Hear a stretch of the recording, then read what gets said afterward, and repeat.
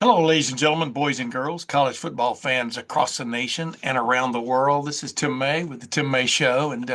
Ohio State's roughly 3 weeks into its 4 week spring football drills with the spring game coming up on April the 12th. And at the end of this previous week, we got to speak with new offensive line. I'm going to call him offensive line coordinator because he has three other guys working with him who are helping guide the not reconstruction, but the reshaping of the Ohio State offensive line. But I'm speaking of Tyler Bowen, uh, late of Virginia Tech, but now running the offensive line show with Justin Fry, moving on to the National Football League. And it was very interesting because he spoke of many things, but one of which was the cross training. A lot of the fellas in the offensive line room are doing, whether it be guard and center, guard, left guard, right guard, left guard, maybe right guard, tackle, left tackle, right across the board. And of course, you know why that's important because if you were paying attention to Ohio State's run to the national championship last year, you saw seven iterations of that offensive line due to injuries, etc. Not the least of which was losing its starting left tackle, Josh Simmons, who's going to be drafted in the upcoming National Football League draft, and Seth McLaughlin, the starting center, who happened to win the Remington Award despite getting hurt with a couple of games left in the regular season. Josh Simmons got hurt at Oregon halfway through the season, and it caused all kinds of shuffling. The most celebrated of which was Donovan Jackson moving from left guard, where he was projected to be an All-American, to left tackle. In my opinion, he was the most valuable offensive lineman in the nation last year, as it turned out. But the point is, he jumped.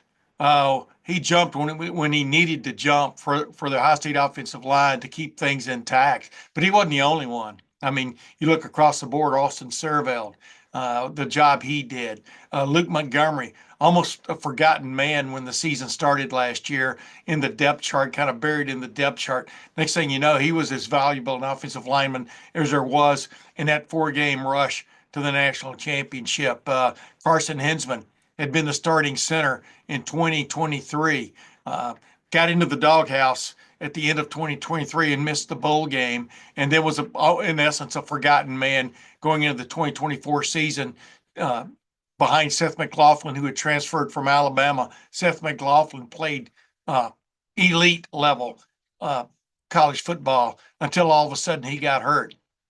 And next thing you know, Carson Hinzman, who had gone in to replace Donovan Jackson at left guard when Donovan Jackson moved out to left tackle, suddenly he's thrust back into the center role and picked up where you would think a guy in progression would pick up from 1 year to the next, and became as valuable a piece as there was on the 2024/25 Ohio State National Championship team. So, this cross training, the ability to be flexible, the ability to be able to answer the call almost like a fireman, no matter where they tell you to go, is valuable. So, in this succession of a few highlights from our interviews the other day with Tyler Bowen and some of the offensive linemen, I start with Tyler Bowen talking about the importance of cross training for Ohio State offensive linemen, especially in the spring.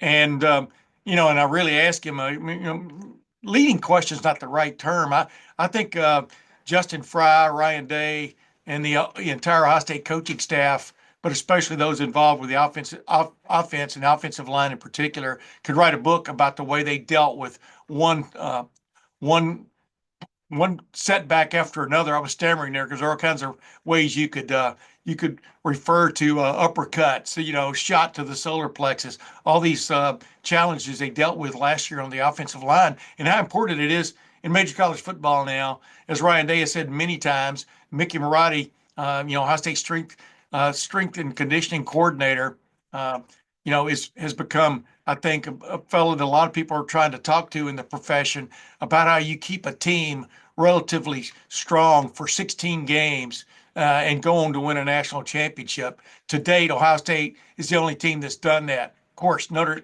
Dame played Ohio State for the national championship and also played 16 games, but Ohio State persevered and really showed its might the last 4 games of the season. But just Tyler Bowen, speaking of that, stepping in here, and he's coming from a place where cross training, they like to do that at Virginia Tech. just because you never know what's coming around the corner in any sport, but especially in football, where big fellas run into each other on every play. So let's get to some comments from Tyler Bowen. I'm also going to get into some comments from Luke Montgomery and from Carson Hinzman, but also from the two fellows who transferred in via the portal to Ohio State and really project to be the starting tackles at the moment. Ethan Onianwa came in from Rice, and he'll tell you why in some of the highlights from his interview. But he's dropped 30 pounds down to 335. What a diet, right? Lose almost 10% of your weight, and you're still looking to get into fighting trim. And then Philip Daniels, who transferred in from Minnesota. I'm sure he broke a lot of hearts leaving Minnesota like he did. But the bottom line is those guys could be huge for this Ohio State offensive line, and thus for Ohio State moving into the defense of its college football playoff national championship. But first, let's start out with comments from Tyler Bowen and go from there. About flexibility, cross training, whatever, what this line went through a year ago. Yes, sir. 7 different lines. How much does that help standing in front of a group selling something that they've already experienced to a certain extent of the value of being able to play multiple positions, et cetera? And what do you think they got out of it more than anything else? Well, I think if you're any player, right, you want to be in, the goal is to find the best 5. You want to give yourself the tools to be in the best 5. So, I've been a part of groups where you maybe have 3 tackles that are stronger than your interior. Well, we've got to figure out where one of those tackles can go to guard, right? Or you've got 4 interior players that are really good. Well, we've got to figure out which one can slide over the right tackle. So I think that's the flexibility that it creates. And then guys that want to go on and play at the next level, when you're looking at a 53-man roster where you don't even dress 53 and you're dealing with 8 to 9 offensive line, you better be able to play different positions. So I think guys these days understand that. They understand the value. They understand how it builds and provides depth in the room, and those guys haven't batted an eye at it. With Austin, what sort of competitiveness for sure, that was mostly one of the reasons why I wanted to come here too, because you can tell by the strength program, the guys who competitive guys who want to be better, be the best, and that's been the biggest difference for sure. But I'm loving it. What's your weight at? 335. That's lower than how much have you dropped? 30 pounds. Wow. Honestly, it wasn't too hard because the strength staff here is amazing. The nutrition staff is amazing as well. They put together a really good plan for me, and it was a pretty straightforward process. Thanks to them. Your ideal weight now, is this where you want to stay? Yeah. What was it about Ohio State that made Ohio State the right place for you in the transfer process? So kind of what I was saying earlier about the culture, really. You can just tell that the guys here are competitive. They want to be great. They want to be the best in the country, and they showed that last year. And it just really stood out because back in my old school, there was a really good family connection. I was kind of afraid of whether I'll find that at another school, but here the guys were really close knit. We're all pushing each other and trying to be the best. Did you consider turning pro? Yeah, that was on my mind, but at the same time, I also realized that I wanted to continue to develop and continue to be great, which is why I wanted to find a good school where I can have a good O-line coach who's going to help and mentor me. And Coach Bowen is it. I've always noticed myself getting better and improving at things that were big discrepancies in my game. Did you depth in this group? Obviously, they're losing Donovan Jackson and Josh Pryor, but a lot of guys back from the national championship team. Bring you in, Phillips Daniels in. Just what do you think about the depth in the O-line? It's an amazing thing. We're all pushing each other to be great. And it's competitive, which is that's the best place to get better. Did you seek out Ohio State, or did they seek you out, or was it kind of a joint thing? No, I most definitely seeked out Ohio State. You did? Yeah. Yeah, and how did you know you had a shot to even come here? You know what I mean, Ethan? How does that work in the portal? Honestly, I really didn't know. It was just kind of a hope thing. I put a lot of prayer to it. Talked with my family, talked with my agent, my old line coaches at Rice, and they really helped me through the process. Without them, I don't know whether I would be here right now. But by the grace of God, I ended up here, and I'm grateful. Stands out just coming here to Ohio State, just the depth of talent you have around you? Yeah, I'm looking around. I remember my first day. I'm looking around. I'm looking at Jelani. Crazy. And then I see Jeremiah crazy.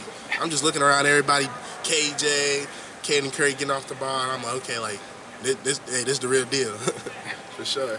How do you take that holy crap moment and then grow from it? I really just take that and I just take it as a challenge. Like, okay, like they got all these attributes, they got all these things, but can they get past me though? Can they beat me though? So every day just working on that, just getting better and better.